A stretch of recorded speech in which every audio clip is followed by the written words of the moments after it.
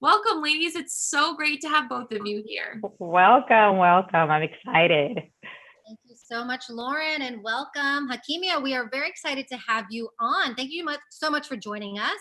I think let's start with if you could tell us a little bit about yourself and the work that you do.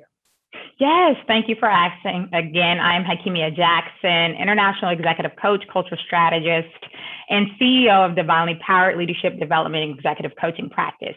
We specialize in transforming complex cultures into human-centric cultures of belonging and innovation. We take a systemic, human-centric, intersectional approach to crafting tailored and sustainable solutions for our leaders all across the world, from Africa, Latin America, Canada, here in the United States. I've also partnered with organizations, both large and small, such as the New York Times, Shell Oil and Gas, Concentrics, and many more. I definitely pride myself in advancing leadership and maximizing human potential. Fabulous. Well, I'm sure you have so much to share with us today. And I Yes. want to start off with today we have this topic of work-life harmony. And I think a lot of people might interpret that as work-life balance. That's what people have been talking about, and even so much more so this past year. But I know you have a different perspective and you talk about work-life integration.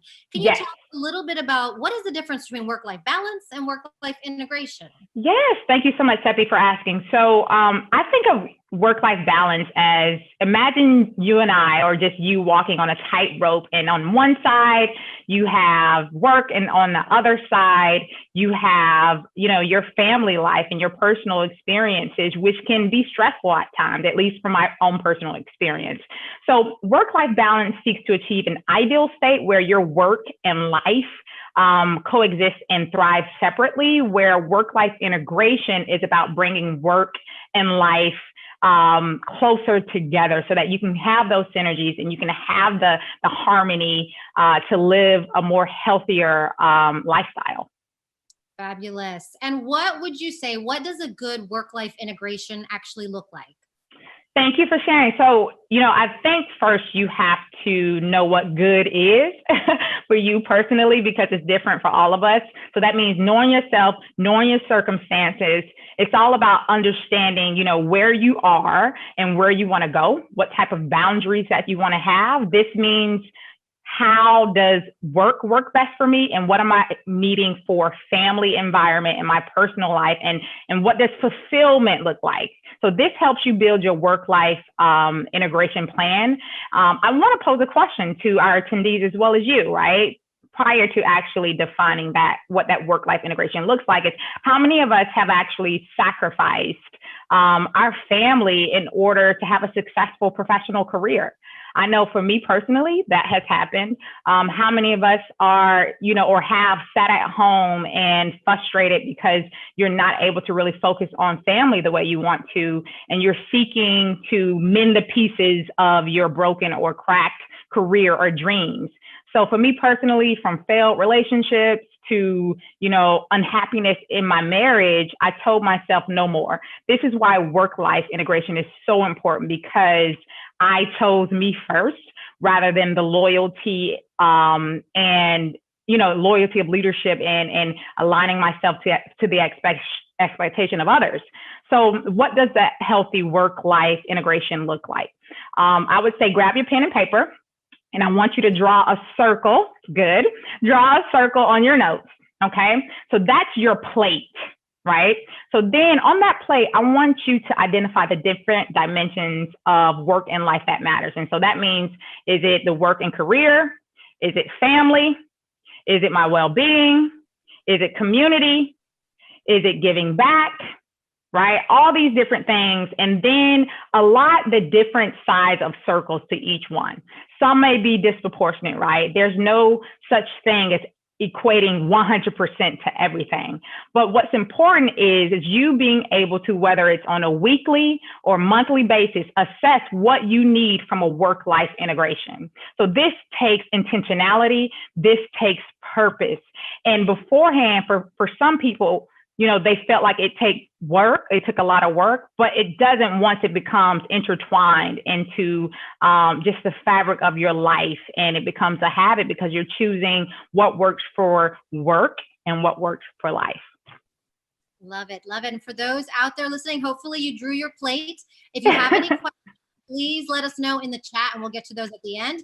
I want to dive a little deeper into something you said of like taking into account and thinking about what we need, by week and over the long term, over the year. I like to think of kind of this when I think of work-life balance, which is how I've traditionally looked at it. Like there's no real balance for me day to day. It's more like my life is in seasons. There's seasons where I'm leaning more heavily on work and less on, maybe my family or other parts of my life. With work-life integration, is that a way to look at it as well? As like, it doesn't have to be the same thing every day, every week, but there's going to be moments in your life where that integration is going to flow a little bit. Yes, exactly. So you took the words out of my head. It's all about fluidity. It's all about adaptability. It's all about you having that agile and growth mindset as it relates to work-life integration, because when change happens, it's either happening to you, through you, or around you.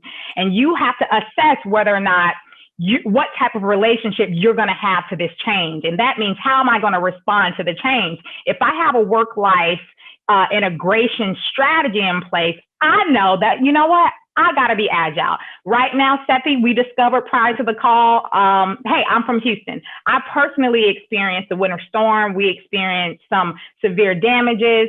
And I was like, what the hell is going on with 3 kids at home, me running the practice and still having to deal with life?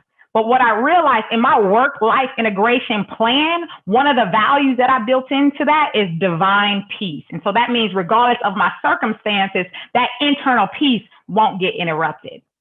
That's what you build into those work-life integration plans.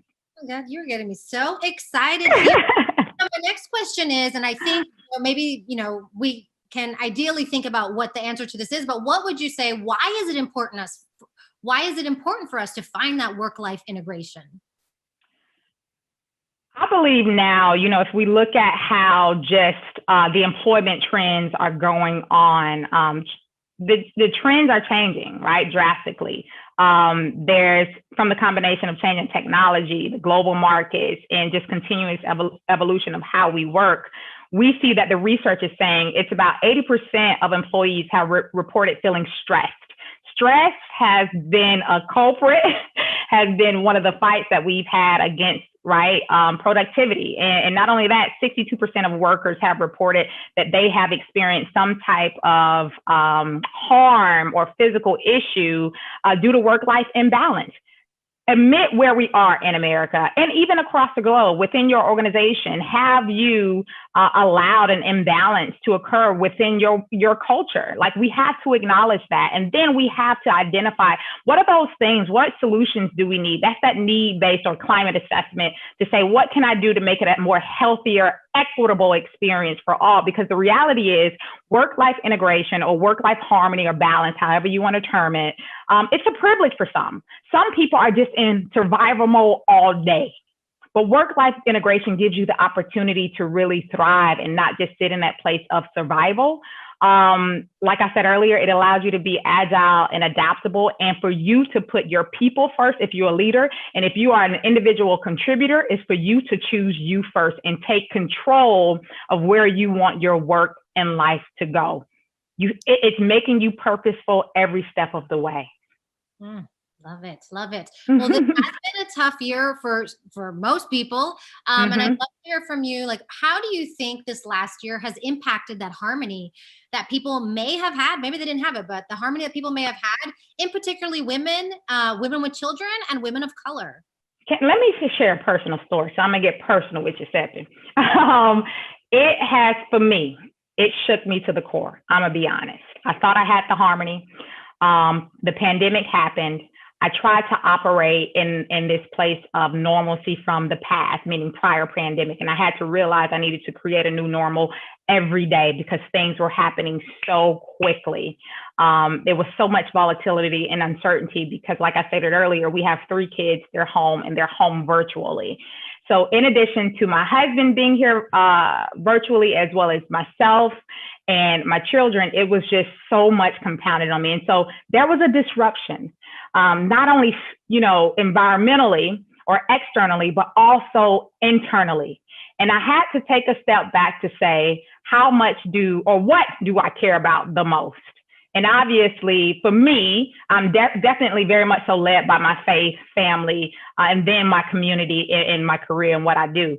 So once I was able to prioritize that and really develop that plan, it worked. The reality is it made me realize that work-life integration is not an option. It's a necessity. It's not, a nice to have. It's a need to have. And it's made me really focus on the areas of life that truly matters most. Like, just like they said at the beginning of the pandemic, focus on the essentials. It made me really focus on those essentials. And what were those essentials for you? So those essentials, like I stated earlier, it was family. It was my spiritual relationship, which I will talk about later, because I believe we all need to be connected to a source. And so that source may be the universe. It may be Buddha. It may be, Jesus, different things. But for me, it was focusing on my source, focusing on my support, my community, my tribe, because I couldn't do it alone. I couldn't do it by myself. Yeah, something to anchor us during, with so much uncertainty, it really does make a difference. What are some actions that people can take? Or I guess, what are 3 actions people can take to improve that integration in their life? Yes, thank you for asking. So I actually have 5. I use my power pledges, and it's an acronym of power. So get ready to write this down just to remember. I believe we should prioritize purpose, and that means having an unwavering commitment to what motivates you, inspires you, what drives you in life, and what gives you meaning. And so that's that connection. So like I talked about earlier, discover what that is. Don't be afraid of it, right? Some of us feel like we don't have the time to look into it. When you make time and you realize, oh my God, this is amazing. It bursts a passion in you that you don't want to release. So that's the P. The O is observe optimistically the opportunities and obstacles that come your way. And what I mean by this is what I believe is we don't break, but we build. So we are being built up. Our character is evolving. Our competencies are growing into something that's going to benefit us in the future. So what we have to do now is focus forward and faith it till we manifest it. So we may not see it now, but what you're building upon is the obstacles and the opportunities to say, you know what? I didn't fail here, or I could have done better here, but in the long run, it's going to make me better. The W is wisely follow a holistic well-being approach. So there are certain things in our lives that should be non-negotiable. The pandemic taught us that. It's our well-being. And our well-being approach should be all-encompassing. And that means it should be emotional, it should be physical, it should be spiritual, okay? And it should be mental. Look at just the reporting specifically for women and moms and how our mental states have been impacted during this time. This is real, y'all. We are dealing with a lot on our shoulders. And if we are able to draw our plate and be real with ourselves, what we need to focus on, what we need to integrate in our lives, more than likely it'll minimize the burnout that we're experiencing. We have to choose to not be okay with harm, to not be okay with just accepting any leader or any job to treat us a certain type of way. We have to stop looking for permission to choose us first, okay? The next one is E. We want to eliminate the toxic energy. This is important. During the time of the pandemic, pay attention to how people responded around you.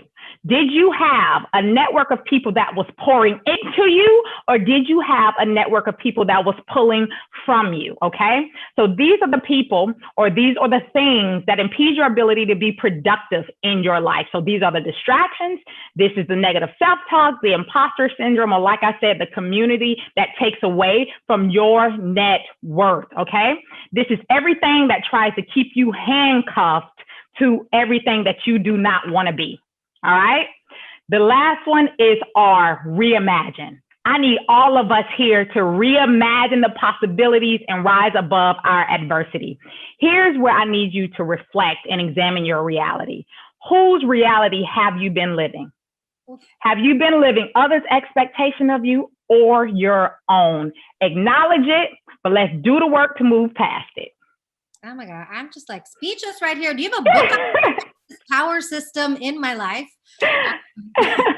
Love it. A few things there. So we have a question because you'd mentioned choosing yourself, and somebody from the audience, Limor, had asked, can you elaborate on choosing yourself first or choosing you? Yes. So I want us to take a step back, right? Think about the things, the nutrients that we need to survive. What do you need to survive when you choose you? How are you living? Are you living through the values that you define, or are you living through the values that culture has impressed upon you? Right? What have you allowed yourself to be led by? Have you taken ownership and accountability for the choices that you've made? When you choose you first, you are studying you. I often say to some of my leaders, my C-suite leaders and my individual contributors is, take that time to date you and get to know you. And this goes for my moms. This goes for, my single, my married, my C-suite leaders. Explore you. There's so much of us to discover because, like you said, Cepee, we experience different seasons of life. There's harvest time, there's seed time, there's times of drought, there's times like in Houston where things just freeze the hell over, okay? And we have to figure out, who will we be in those moments? So when you are tested, who are you? When you are loved, who are you? When you are stretched, who are you? When you are sitting in a place of comfort, who are you? If you do not know those answers, there's no way you can choose you first. Get to know you, and you'll be able to recognize what you need to be fed. Woof. Listening to you, it takes me back to your first P of finding that purpose. You are so in your purpose, in your flow here. Oh, thank you. Just want to touch on I just took a little peek at the comments, and people are like, woo, such a powerful speaker, jazzed up listening to her. She is so energetic and inspiring. Thank you. I love what you're bringing to this. People are Thank really you. tuning in. And just going to remind the audience, if you have any questions, let us know. We're taking Please. those. I want to talk about, for someone who's looking for work, you had mentioned being aware of choosing you, but also what you want to take from an employer, what you're not willing to put up with. For someone looking for their next job opportunity, what are some of the questions they can ask or even signs to look for to see if that employer, that role, that company is going to allow for the integration that they're looking for, especially in this virtual world that we're working in now, where we can, our home is our office now. Yes, ma'am. So I am definitely much so led by my values. And so I would say for someone who is led by their values, first look at how this organization is living out its own values. What's that culture, right? Think about what made you leave the other organization, or what made you exit, or what made you take a break to choose this new shift that you're in, and say, you know what, do I really want to experience that within the next organization? So for example, I've spoken a lot on diversity, equity, and inclusion, race equity. And for me, I personally got discriminated against. So what I'm looking for is true inclusion and an opportunity to explore my identity unapologetically. And so what does that look like? Can I walk in with my natural Afro-Latina hair, right? Do they accept my country twang at times, right? So, and that's just the humorous side, but what are the other things that matters most to you that you want to see this organization exemplify? Because if those leaders aren't modeling it, more than likely it's not there. So certain questions you can ask yourself: do they have a work-life integration strategy or policy? Do they have a place where everyone feels like they belong?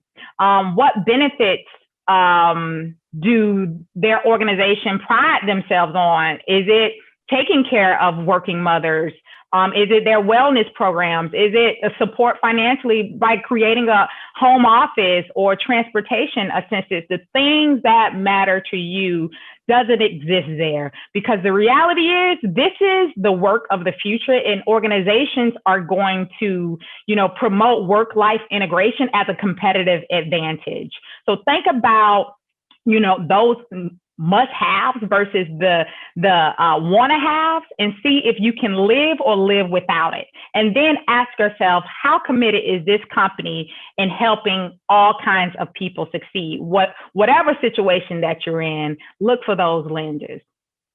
Thank you. Thank you for those great tips. And then taking it even deeper on the employer, what can companies do to help their employees better integrate their life and work?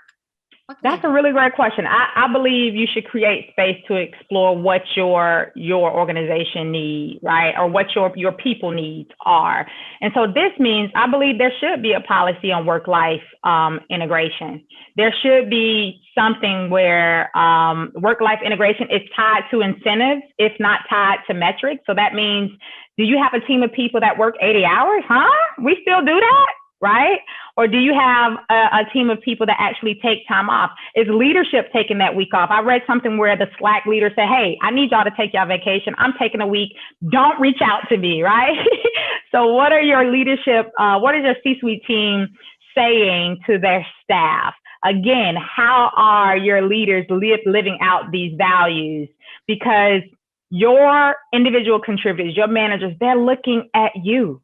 So what are you offering up specifically for working moms, right? Are you offering up space to have that stipend, that caretaker stipend, or a connection with an organization that takes care of the children at work, specifically for, Black people and people of color? Do you have those ERG programs or committees where people feel like there's a safe space to talk and explore? Do you have a trauma policy where people can really explore trauma in the workplace and not actually experience it again at your organization? What does that look like for you as it relates to intertwining work-life integration into the fabric of your culture and your organization? Those are all great points. I'd love to hear from the audience. If you're an employer, are you integrating any of that into your work culture? And also as an employee, does your company that you work at offer anything that Hakemia just mentioned? Love to hear about that. So I'm curious to know, what do you think will happen with work-life integration as we move past the pandemic, as we start maybe going back to or moving out of this working from home all the time, as people go back into the office, even if it's a hybrid model? What do you think work-life integration will look like? I believe it'll remain. It's definitely the future of work. I believe it's going to be normalized and expected. Like I stated earlier, it's been overlooked plenty of times. I believe it's not going to be, shunned upon or looked down upon, or people feeling ashamed to say, oh my God, I have to take care of my sick, son, or I have to take care of my mom or my disabled child, or my spouse. I believe that this again will be the opportunity to pitch it as a competitive advantage and develop a reputable brand that take care of their employees. I do believe it's going to boost employee engagement and productivity and morale, whether if you're offering up, like I said, mental health counseling or external career or leadership coaching. It's going to be an imperative. So the reality is, let's not look back and look forward into the new possibilities. Love it. I'm just going to read a comment here from the audience. Yvonne says, I worked at a European-based company, and the CEO, CFO, COO always told everyone to take their holiday, otherwise known as vacation. But yes. Comment of saying like leadership, leading by example. And in Europe, we do love to take our holidays here. So. Yes. And you know what? I do also believe it will keep leaders accountable. Right. So making sure that they're leading with impact and not just intentions. Like the attendee said, hey, if you're not doing it, why should I? I don't want to lose my job. I need to make sure my bills are taken care of, or at least my lifestyle is maintained. So I think it'll embolden individual contributors and managers to say, I want to have this work-life integration, but look at what's happening. Why aren't you implementing it? At least that's the hope. Fabulous. All right. We have about a minute left. Hakemia, any last words or advice or wisdom you'd like to share with our audience?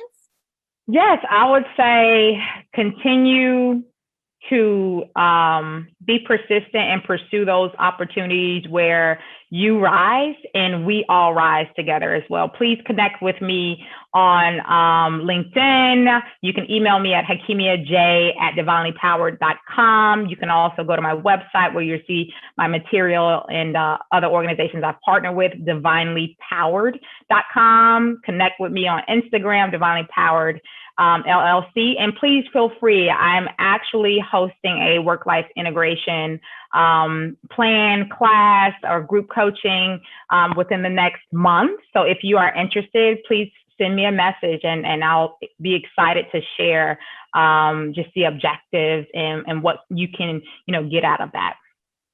Fabulous. Oh my gosh. Virtual round of applause for Hakemia. This has been so much fun. Again, love your energy and great information. Thank you. Thank you so much. Thank you. Bye. Thank you. Hey, we're going to give you a real round of applause. Oh, thank you. Thank you, Lauren. What a powerful conversation. Wow, I am truly moved. That was fantastic. Thank you for being here. And thank you, Cepee, for moderating. That was a great, great job. Thank you. Thank you so much. I'm blessed for the opportunity. Thank you.